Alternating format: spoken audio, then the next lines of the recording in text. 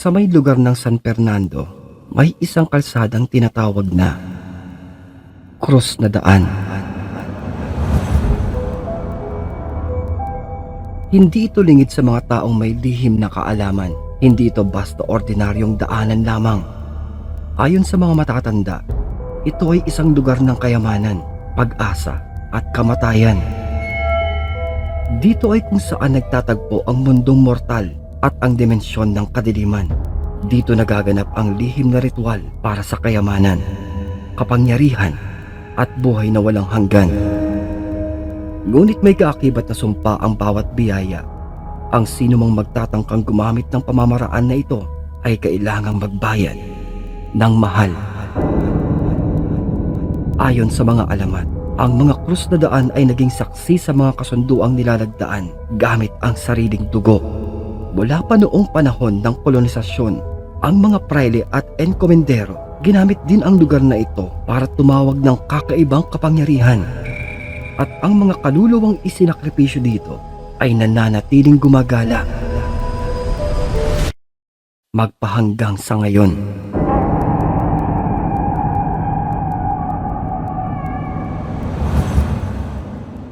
Si Anton ay isang simpleng lalaki mula sa payak na baryo. Namulat siyang maagang nagbabanat ng buto sa tabing dagat. Nangingisda para lamang maituwid ang kanilang pang-araw-araw na pangangailangan at namumuhay sa pagbubungkal sa kabundukan. Ngunit sa kabila ng lahat ng ito, siya ay may pangarap. Isang pangarap na magbukas ng sariling negosyo, magkaroon ng marangyang buhay at maging tanyag sa kanilang bayan. Isang araw, habang umiinom sa may tindahan, narinig niya ang kwento ng isang matandang lalaki. Naika nito na kung nais mo ng mabilisang swerte, magpunta ka sa may krus na daan. Pero dapat na mag-ingat dahil hindi lahat ng biyaya ay ginto. Hindi nag-atubili si Anton. Ang kanyang hangaring makaahon sa kahirapan ay mas malakas kesa sa takot. Naika niya ay walang mawawala kung susubukan, lalo pat walang-wala na din naman siya. Habang tangan ang isang lumang papel na may nakasulat na ritual na siyang nakalap niyang impormasyon tungkol sa kanyang pakay. Ayon sa tagubilin, kailangan niyang maghanap ng isang pusang itim. Ngunit hindi ito basta ordinaryong pusa. Kailangang maitim ang balahibo nito ng walang bahid. Sa loob ng 3 linggo, hinanap niya ang kakaibang hayop at sa wakas, natagpuan niya ang isang itim na pusa na naninirahan sa isang abandonadong kumbento na itinayo pa noong panahon ng Kastila. Habang kinukuha niya ang pusa, narinig niya ang tila bulong sa may hangin. Hindi niya ito pinansin. Sa halip, iniuwi niya ang pusa at sinimulan ang paghahanda. Sa gabi ng ika-13 ng Biyernes, sa ilalim ng kabilugan ng buwan, nagtungo si Anton sa may krus na daan. Dala niya ang pusa, isang pala at ang ritual na nakasulat sa papel. Sinimulan niya ang paghuhukay ng isang maliit na libingan. Inilibing niya ang pusa habang binibigkas ang salitang Latin. Ang sakripisyo ay patay. Ibigay mo sa akin ang kapangyarihan. Ibigay mo sa akin. Ibigay mo sa akin. Pagkatapos niyang takpan ng lupa, lumitaw ang malamlam na liwanag ng isang bughaw na apoy sa ibabaw ng libingan. Isang malamig na simoy ng hangin ang dumaan na tila may mga matang nakamasid sa kanya mula sa may kadiliman. Makaraan ang 2 linggo, bumalik si Anton sa krus na daan sa gitna ng hating gabi. Dala niya ang isang kutsilyo at itim na tela, gaya ng nakasaad sa may gabay na may mahigpit na utos. Huwag kailanman ididilat ang mga mata habang hinuhukay ang lupa. Habang humuhukay ito, narinig niya ang mga yabag sa may likuran niya. Ngunit sa halip na magmadali, pinanatili niyang nakapikit ang kanyang mga mata. Maya-maya lamang, nadama niya ang isang malamig na bagay sa may ilalim ng lupa. Isang piraso ng buto. Hinugot niya ito at ibinalot sa may itim na tela. Isang tinig ang umalingaw-ngaw mula sa may kawalan. Ang kapangyarihan ay iyong-iyo. Ngunit huwag kang magkakamaling magkulang sa kinuha mo. Isang babala. Sa kabila ng takot at kaba, ang kanyang hangarin ay nag-uumapaw, kung kaya ay nagpatuloy siya. Pagka-uwi ni Anton, sinunod niya ang susunod na hakbang ng ritual. Bago ito matulog, inusal niya ang nilalaman sa kapirasong papel na upang masubukan kung buhay o may galing na taglay ang butong kanyang napasakamay. Magsindi ito ng kandila. Nagtirik ito ng 13 kandila sa palibot ng panig ng palangganitang may lamang tubig na may taas lagpas ng hintuturo. Matapos ay muling inusal ang mahiwagang kataga. Ibigay mo sa akin ang kapangyarihan. Ibigay mo sa akin.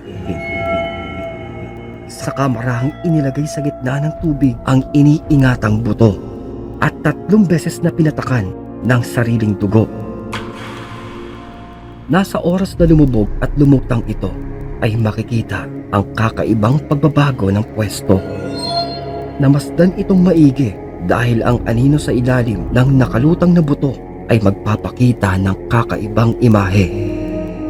Isang figura ng demonyong bangkero. At upang lubusang malamang buhay ang iniingatang buto, subukan itong kausapin o magtanong dito at huwag ikagugulat ang paggalaw ng buto. Dahil ito ay tila iikot, kikislot at lilibot. At ito na ang mahiwagang agimat na kung kanilang tawagin ay El Gato Salamanca Negro. Mabisang magagamit ito sa pagsusugal, ligtas na paglalakbay, pantaboy o pang-iwas sa mga masasamang hangarin. At katulad ng isang pusa, ang angking galing na makita ang nakatago sa dilim. Lalo na ang kakaiba nitong husay na taglay na magdugtong ng buhay. Ang siyam na buhay. Mabisa din itong gamit bilang pangsalungat sa kapangyarihang itim ng kulam, barang, sumpa at katapat na salamangka. Nakadepende ang lakas nito sa kaalaman at lakas ng katawan ng taong nagmamay-ari, kung kaya ito'y dapat pag-ingatan. Madami na ang nagkamal ng ganitong yaman sa kanyang pamamagitan. Lihim itong tangan ng mga taong nais yumaman, mapasugal, negosyo, importanteng usapan, at kahit ang paibabawan ang kapangyarihan sa pag-iibigan. Na maaari din ito magamit sa panggagamot at makapagpalayas ng masasamang espiritu at iba pang mga elemento. Isa itong doble karang anting-anting, tila punyal na baliktaran ang talim. Ito ay mabisang gamit bilang panlaban sa kapangyarihang itim laban sa puti, o kapangyarihang puti laban sa itim. Pero pakatatandaan na ang bawat kapangyarihan ay may kasing liit na butas ng karayom na gaano man ito kaliit, ito ay bubuka, bubulwak, kasing lawak na ang bukang liwayway sa oras na ikaw ay magkulang o magkamali. Upang kontrahin naman ang masamang baliksunog ng anting-anting na ito ay may nag-iisang paraan lamang, at ito ay ang bumalik sa pinagmulan. Pero sa oras na pumalya ka sa pagpapakain ng dasal, dito magsisimula ang kamalasan ng sumpa. Kabaliktaran ito ng ibinigay nitong galing at biyaya. Na bago ito matulog, ang buto ay ibinalot naman niya sa pulang tela na kanyang inilagay sa ilalim ng unan habang binibigkas ang panibagong litanya. Ako ang iyong tagapag-alaga. Ikaw ang magbibigay sa akin ng kapangyarihan. Kinabukasan, mabilis nagkaroon ng kakaibang pagbabago ang kanyang dating mahina at paluging maliit na negosyo ay biglang umusbong. Nakabili na ito ng bagong kagamitan. Nagkaroon ng maraming suki. Hindi nagtagal, nakilala siya sa kanilang lugar bilang Anton na pinagpala. Ngunit kasabay nito, nagsimulang lumitaw ang kakaibang anino sa kanyang paligid. Sa bawat araw, mas lumalakas ang kapangyarihan ni Anton. Sa dilim, nakakakita siya ng mga bagay na hindi nakikita ng iba. Nadarama niya ang masamang intensyon ng ibang tao. Nagkakaroon siya ng lakas ng loob na harapin ang sinumang humadlang sa kanya, pati na ang pagkahumaling ng mga babaeng natitipuhan niya. Ngunit sa kabila ng tagumpay, tila may gumagapang na takot sa kanyang puso. Sa tuwing tumititig siya sa may buto ng Salamangka Negro, naririnig niya ang malalim at malamig na halakhak.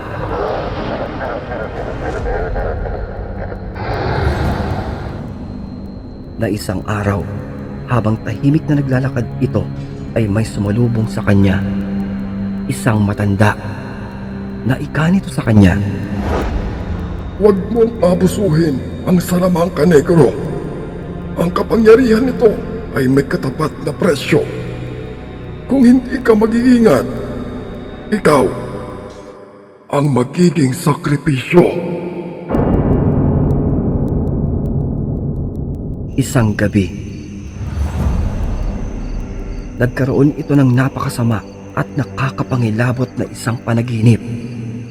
Nakita ni Anton ang itim na pusang inilibing niya. Ito ay nakatayo sa may krus na daan. Ang mga mata nito ay nagliliyab sa galit. Nasa may tabi nito ay isang figura na balot ng itim na balabal na nakaturo sa kanya. Ang buhay ng ginawa mo ay babawiin. Wika nito bago siya tuluyang magising. Nasa kalamang nito naalala ang kanyang pagiging pagpapabaya. Nakalimot ito sa paglilimos o pagpapakain ng dasal sa kanyang agimat na pinakikinabangan niya. Simula noon, nagsimulang magbago ang kanyang kapalaran. Nalugi ang kanyang negosyo. Naglayuan ang mga kaibigan at siya ay nagtamo ng malubhang karamdaman. Alam niyang siya'y may pagkukulang sa Salamangka Negro, kaya nagpasa siyang bumalik sa may krus na daan.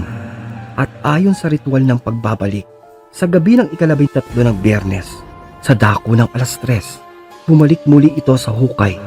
At doon ay iyong makikitang nakatayo ang nagmamay-ari ng buto.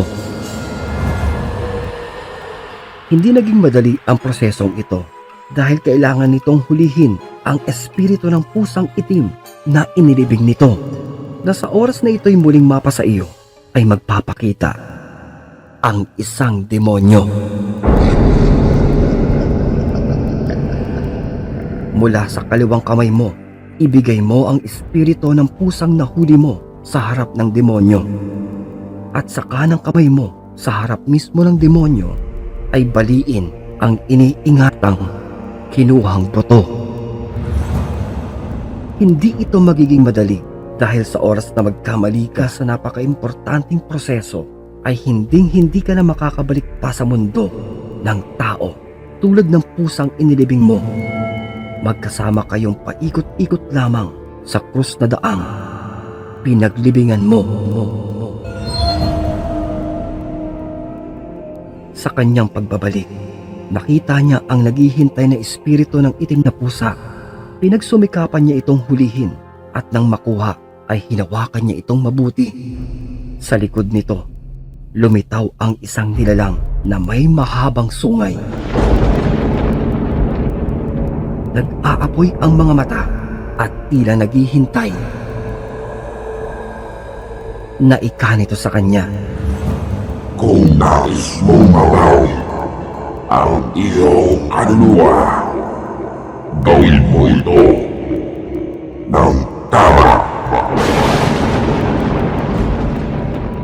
At sa kanyang kanang kamay, ibinigay niya ang hawak na espiritu na nagmamay-ari ng Salamangka Negro.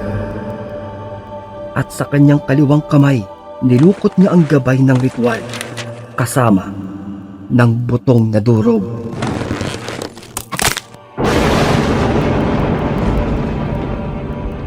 Nasa isang iglap, nagdilim ang lahat ng kanyang nakikita. Na heto si Anton, palakad-lakad, walang tigil na nagsasalita sa gitna ng kalsada. Marami ang nagsasabi dahil sa pagkalugi, pagbagsak ng kanyang negosyo, paglayo sa kanya ng mga tao, ay tila nawala na ang lahat sa kanya, pati na ang katinuan niya. Tuluyan na daw tinakasan ito ng bait dahil sa masalimuot na sinapit na sino ba naman ang magiging handa sa ganitong bagay na tila sa isang iglap lamang ang lahat sa iyo ay biglang binawi. Pero ika naman ng mga matatandang nakakaalam ng tunay na nangyari sa taong ito na dahil sa kanyang pagiging palalo at kasakiman, ang kanyang kaluluwa ay naiwan doon sa may krus na daan.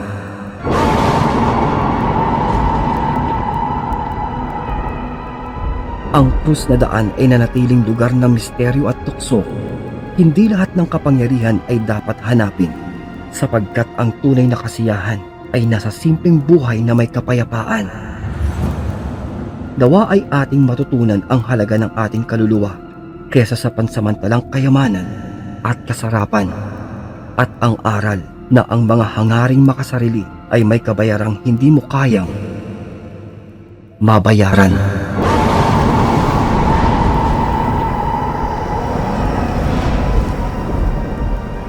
Kung inyo pong nagustuhan ang ating naitampok na kwento, ay isang napakalaking bagay po ang pagpindot ng like, pag-subscribe para hindi mahuli sa biglang pagsusulputan ng ating mga malakabating mga kwento. Na napakalaking tulong din po ang pag-iiwan nyo ng positibong mensahe na kung may pagkakataong di na maibigan mo itong maibahagi, pindutin lamang ang ating share button. Isang maliit na abala lamang po. Ngunit tatanungin ko po itong napakalaking bagay, mainit na pagmamahal. Taos-puso po ninyong pagsuporta at pagtangkilik para sa ating mas mahaba pang kwentong katatakutan at kulitan. Dito lamang po sa ating pinakamagulog tambayan. At kung nabitin ka pa, silipin lamang ating mga kwento at playlist na siyang matatagpuan po sa kaloob-loobang detalye ng ating Balita Channel. Yun lamang po. At ito po ang inyong lingkod na nagsasabing maraming salamat at magpapasalamat pa pong muli. This is your one and only Kulas, your very own original daily dose of Tagalog horror good vibes na nagsasabing stay safe and fresh everyone, and always stay awesome.